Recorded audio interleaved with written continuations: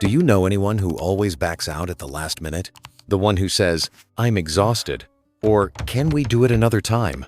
If you're someone who genuinely looks forward to a quiet night at home more than a packed social calendar, if the idea of pajamas, familiar walls, and no expectations feels better than any night out, this video is probably going to feel uncomfortably accurate. Today, we're not talking about people who can't go out. We're talking about people who don't want to, and why. Society has a label for them: boring, antisocial, missing out. Psychology has a very different explanation. What looks like avoidance from the outside often turns out to be regulation on the inside.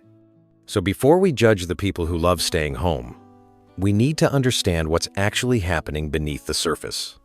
Not everyone gains energy the same way. Some people feel more alive the more stimulation they're surrounded by. Noise, movement, conversations, constant interaction. That's what charges them. Those are the people we usually call extroverts. But for others, it works in the opposite direction. Every conversation, every social setting, even the enjoyable ones, slowly pulls energy out of them. Not because they dislike people, but because their nervous system processes stimulation more intensely. For them, quiet isn't empty, it's restorative. Psychologists describe this difference through something called optimal arousal. Some nervous systems need higher levels of stimulation to feel balanced. Others function best with much less. So when someone chooses to stay home, it isn't laziness, it isn't fear, and it definitely isn't a personal failure. For them, home becomes the one place where their system can finally power down. No background noise to filter, no social cues to track. No performance required. It's the only charger that actually works. And once you understand that, staying home stops looking like avoidance and starts looking like self-regulation. But introversion isn't the whole story.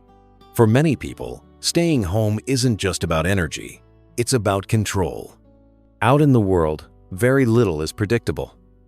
Plans change without warning. Conversations drift into small talk that means nothing.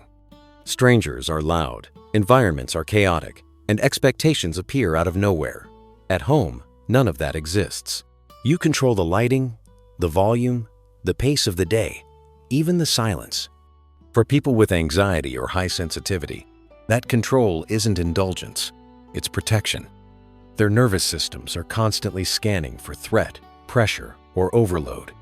So when they enter a space where nothing demands their attention, the body finally relaxes, breathing slows, muscles unclench, thoughts stop racing. Therefore, home becomes more than a place. It becomes a signal to the brain. You're safe here. And once someone experiences that level of regulation, it's not surprising they start choosing it more often. There's another side to staying home that often gets overlooked. Solitude doesn't shut people down. For many, it opens them up. Research consistently shows that people who are comfortable being alone tend to be more introspective. They reflect more. They notice patterns others miss. They think in longer, quieter loops. This is where creativity often lives, not in crowded rooms or constant conversation, but in still moments where the mind is allowed to wander without interruption. Ideas don't always arrive loudly. Sometimes they show up slowly when there's no one watching and nothing to perform. Staying home isn't the absence of activity, it's the absence of noise. And in that silence, people build inner worlds. They read, they imagine, they replay conversations, explore questions, and solve problems in ways that don't need an audience. But staying home doesn't always come from peace. For some people, it comes from weight. Social anxiety that tightens the chest before you even leave the house. Past experiences that taught the body to stay alert around others. Or a quiet depression that whispers, "Why bother?"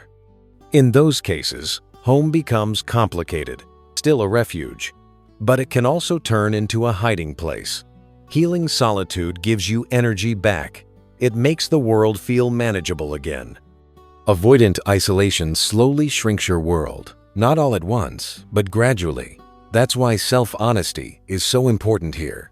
Loving time alone is healthy. Needing to hide from life is a signal asking for care. Staying home can be medicine. But medicine only works when it's taken consciously. For people who truly love staying home, they aren't missing out on life. They're just experiencing it differently. Psychologists often describe this trait as a low stimulation preference. It means you don't need constant novelty to feel alive. Your inner world already has enough depth to hold you. So if you turn down invitations without guilt, if a solo weekend feels like a gift instead of a loss, if rewatching a familiar show brings more comfort than chasing new memories, there is nothing wrong with you. You're not broken. You're not boring. You're not falling behind. You're wired for depth over noise, peace over pressure. Do you genuinely enjoy staying home? Or do you feel pulled between rest and expectation? Tell me in the comments. And if this video puts words to something you've felt but never named, subscribe. The next one goes even deeper into the psychology most people never hear about themselves.